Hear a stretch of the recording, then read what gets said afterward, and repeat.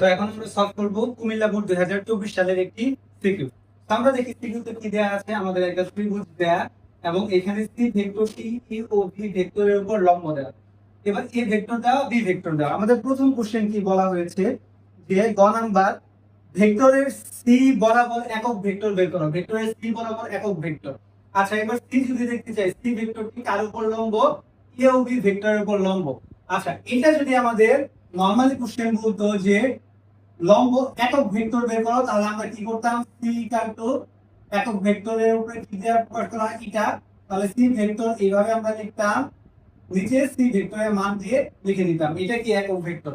But এইখানে দেখো C বরাবর একক ভেক্টর, সি বরাবর যদি একক ভেক্টর বের করতে যাও, কি বলতে? এটা এ ও বি ভেক্টরের উপর লম্ব। তাহলে এ ও বি ভেক্টরের উপর লম্ব যদি কখনো বলা থাকে, তাহলে জাস্ট এতটুকু মনে রাখবো, দুটো কি হবে? ক্রস গুণন হবে। সেক্ষেত্রে আমাদের সূত্র কি? সি ভেক্টরের উপর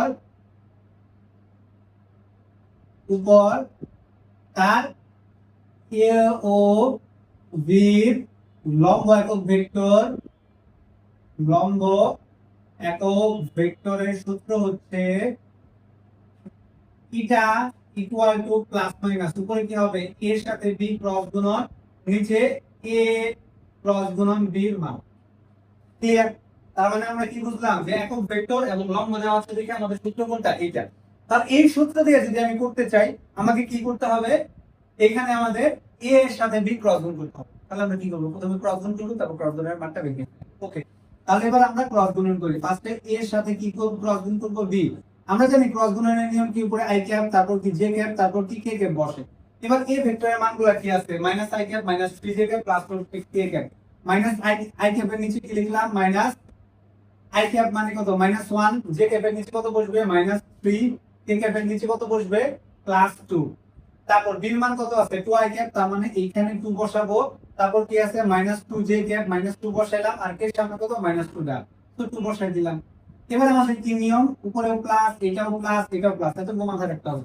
আই ক্যাপ গুণ করব। যখন আমি আই ক্যাপ চিন্তা করব, তখন আমাদের চিন্তা করতে হবে যে আই ক্যাপ ইকুয়ালস টু এটাও বাদ, এটাও বাদ। তখন আমরা কোনটার সাথে কোনটা গুণ করব? এটার সাথে এটা গুণ করব। 3 এর সাথে যদি 6 গুণ করি, 3 গুণে 6, প্লাস মাইনাস মাইনাসে কি হয়? প্লাস, আর এখানে কি সূত্রে মাইনাস। এবার এটার সাথে এটা গুণ, 2 গুণে 4, তাহলে -4, আর এই মাইনাসে কি হবে? +4 লিখলাম। তারপর কি সূত্র? প্লাস জে ক্যাপ, তাহলে যখন জে ক্যাপ করব তখন এটাও বাদ, এটাও বাদ। তখন কি এটার সাথে এটা গুণ, 2 এর সাথে 2 গুণ করলে কত হয়? 4, আবার এটার সাথে এটা গুণ, তার মানে কি 2 কে 2। তাহলে মাইনাস মাইনাসে তো প্লাসই হয়ে যায়, তার মানে এখানে মাইনাস কি হবে? Plus K cap. তাহলে যদি আমি কে ক্যাপ করি, তখন আবার এটা বাদ, এটা বাদ, তখন আবার a -1 এর সাথে a -2 গুণ। তার মানে আমাদের কত রেজাল্ট আসে? 2 মাইনাস, আবার এটার সাথে যদি এটা গুণ করি, -3 এর সাথে যদি 6 গুণ করি, +6। ওকে, তার মানে আমাদের ফাইনাল মান কত আসে? 10 I cap plus 2 J cap plus 8 K cap. তো এটা কি আমাদের a ক্রস গুণন b এর মান। এবার যদি a ক্রস গুণন b এর পরম মান বের করতে হবে, কারণ এই যে, তো পরম মান যদি বের করি, a ক্রস গুণন b এর পরম মান, আমরা জানি পরম মান বের করার সূত্র কি? a অফ x স্কয়ার, তার মানে i এর সামনে যেটা থাকবে ওটা স্কয়ার দিয়ে দিব, দিয়ে দিলাম। j এর সামনে যেটা সেটার সামনে স্কয়ার দিয়ে দিতে হবে, দিয়ে দিলাম। k এর সামনে যেটা সেটার উপর স্কয়ার দিয়ে দিতে হবে, দিয়ে দিলাম। তার মানে আমাদের ফাইনালি রেজাল্ট কত আসে? ওটা বার বার বসে 100, 2 গুণে 4, 8 8 কত? 64 বসাইলাম। তার মানে আমাদের কত হয়? 164, আর এখানে কত হয়? 168। এবার কি এই সবগুলো মান আমরা কোথায় বসাই দিব? এখানে বসাই দিব। তাহলে এটার 1 নম্বর সমীকরণ বসাই দিই। তাহলে 1 নং সমীকরণে মান বসিয়ে পাই। তাহলে 1 নং সমীকরণে মান বসিয়ে পাই। 1 নং সমীকরণে যদি আমি মান বসাই, তাহলে আমাদের রেজাল্ট কি আসবে? কি আছে 1 নং সমীকরণ? এটা প্লাস মাইনাস a ক্রস গুণন b এর মান কোনটা ছিল? যে এটা 10 i cap plus 2 j cap plus 8 k cap divided এই পুরোটার মান কত? √168। এটাই আমাদের কি ফাইনাল অ্যান্সার।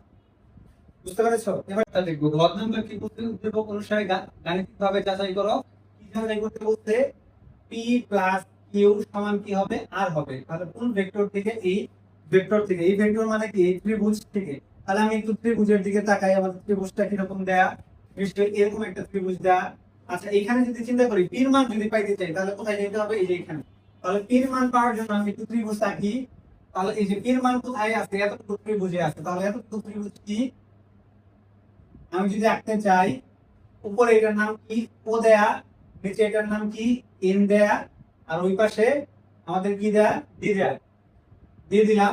বাহুগুলো কোন দিক থেকে কোন দিকে গেছে, এটা এইদিকে আসছে, যে যে কারণে এটার নাম কি দেয়া বি দেয়া। তারপর এটা এইদিকে গেছে, যেটার নাম কি দেয়া পি দেয়া, এবং এইটা এই দিক বরাবর আসছে, যেটার নাম কি এ দেয়া। ঠিক আছে, তার মানে আমরা এখানে P plus Q equal to R, এই সমীকরণ যদি পেতে চাই আমার পি মান বের করতে হবে। তাহলে পি মান নিচে এতটুকু সমকোণী ত্রিভুজ আছে, তাহলে আমি এই সমকোণী ত্রিভুজকে কি দ্বারা প্রকাশ করতে পারি, যে ত্রিভুজ ও এন ডি একটা সমকোণী ত্রিভুজ। তাহলে লিখি সমকোণী ত্রিভুজ ও এন ডি হতে, আর ও এন ডি হতে কি পাই।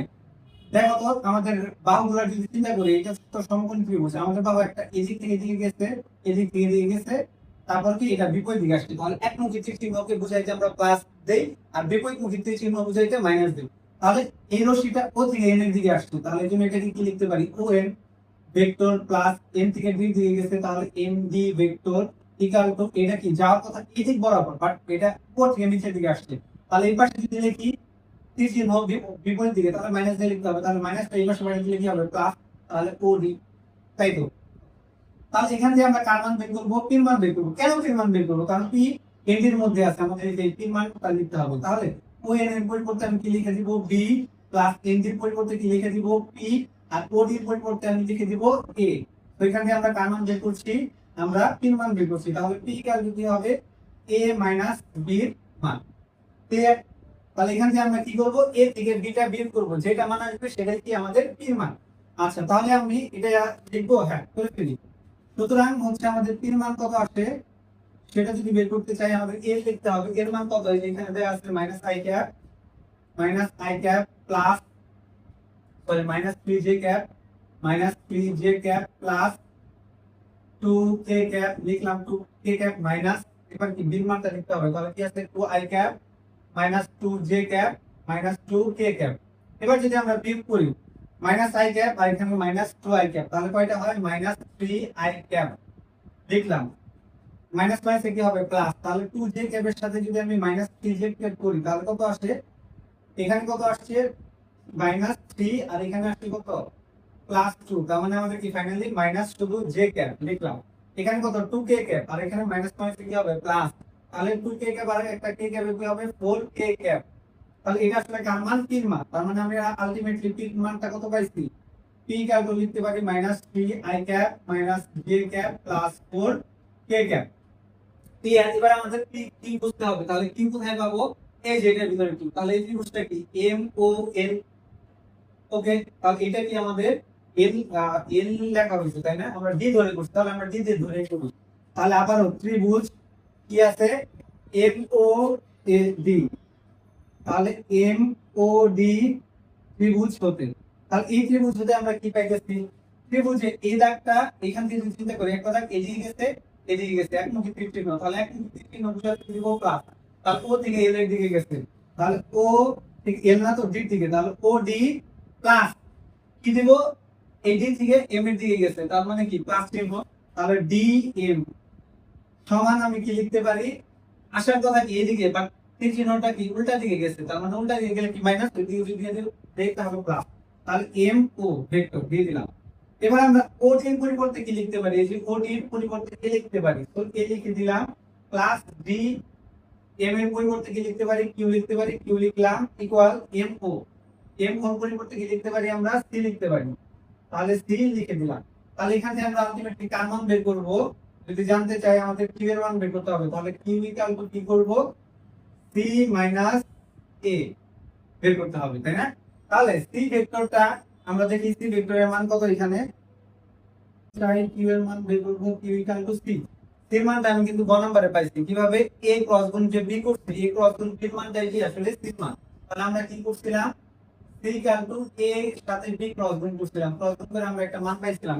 এবার আমরা সি এর মানটা বসাবো, গ থেকে আমরা সি এর মান একটা পাইছি, সি এর মান আমরা কত পাইছি minus 10 I cap minus 2j cap minus 8k cap বসাইলাম, মাইনাস এর মান আমরা কত পাইছি, বা এর মান সরি দেওয়া ছিল, কত দেওয়া ছিল আমাদের minus I cap minus 3j cap plus 2k cap বসাইলাম। এবার আমাদের কি করতে হবে, বিয়োগ করতে হবে, মাইনাস 10 আই ক্যাপ আর এখানে মাইনাস মাইনাস কি হয় প্লাস, তাহলে 10টা থেকে যদি আমি একটা বাদ দিই তার মানে কয়টা হয় 9টা I cap minus 2 J cap minus minus কি হয় প্লাস, তাহলে 3টা থেকে যদি 2টা বাদ দিই তাহলে কি হয় একটা থাকে, আর বড়টার সামনে প্লাস এই জন্য একটা প্লাস দিলাম।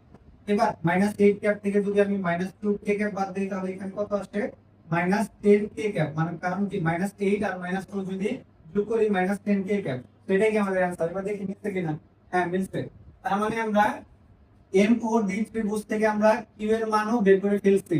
এবার আমরা কার মান বের করব, আর এর মান বের করার পালা। এবার দেখি আমাদের আর এর মান কত, বা আর এর মান বের করতে গেলে আমাদের কি করতে হবে, ও এন এম ত্রিভুজের হতে, তাহলে ও এম ত্রিভুজ হতে আমরা কি পাই, তীর চিহ্ন কোন দিকে গেছে, একটা তীর চিহ্ন এদিকে গেছে একটা এদিকে গেছে, তাহলে যদি এক, তাহলে আমি কি লিখতে পারি ও এম প্লাস কি লিখতে পারি এন এম, তাহলে আমি লিখে দিলাম এন এম বা সমান, এখানে কি আছে উল্টা দিকে গেছে তীর চিহ্ন, তার মানে কি ও এম, তো আমি সরাসরি লিখে দিলাম ও এম।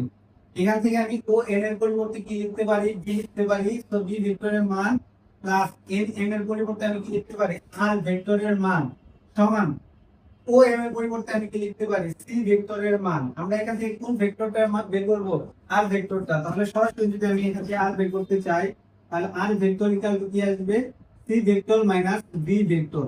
এবার দেখি সি ভেক্টরের মান কত, বড় করে পাইছি আমি, সি ভেক্টরের মান কত চলে যায় এখানে minus 10 I cap minus 2 J cap minus 8 K cap লিখলাম, মাইনাস বি এর মান এখানে লিখছি না, হ্যাঁ এখানে লিখছি বি এর মান, এর মান কত ছিল 2 i cap minus 2 j cap minus 2 k cap.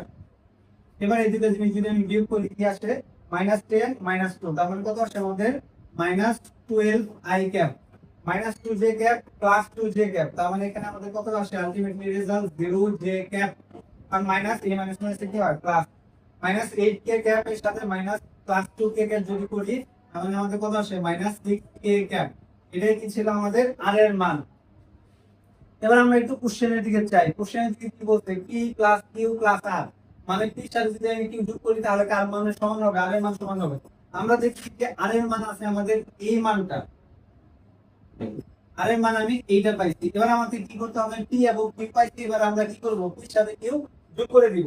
আর পির সাথে যদি আমি কিউ যোগ করে দিই তাহলে আমি দেখি আমাদের মানটা কত আসে, আমি একটু এখানে করি উপরে, তাহলে পি প্লাস কিউ যদি করি আমাদের মান কি আসে, পির মান কোথায়, এই যে পির মান কত আছে minus 3 i cap minus j cap plus 4 k cap. এর সাথে আমি কি করব প্লাস করব, তার মান কিউ এর মান কোথায় কোথায়, এই যে কিউ এর মান কত আছে minus 9 i cap plus j cap minus 10 k cap. তাহলে যদি যোগ করি এখানে 3 আর 9 যদি যোগ করি কত আসে 9 10 11 12, তাহলে মাইনাস 12 i ক্যাপ মাইনাস মাইনাসে কি হয়ে যায় শূন্য হয়ে যায়, মাইনাস প্লাসে 0 j ক্যাপ প্লাস 4 কে থেকে যদি আমি 10 কে ক্যাপ বাদ দিই কত আসে 6 কে ক্যাপ। এবার দেখি p প্লাস q এর সাথে আর মিলছে না, হ্যাঁ মিলে গেছে।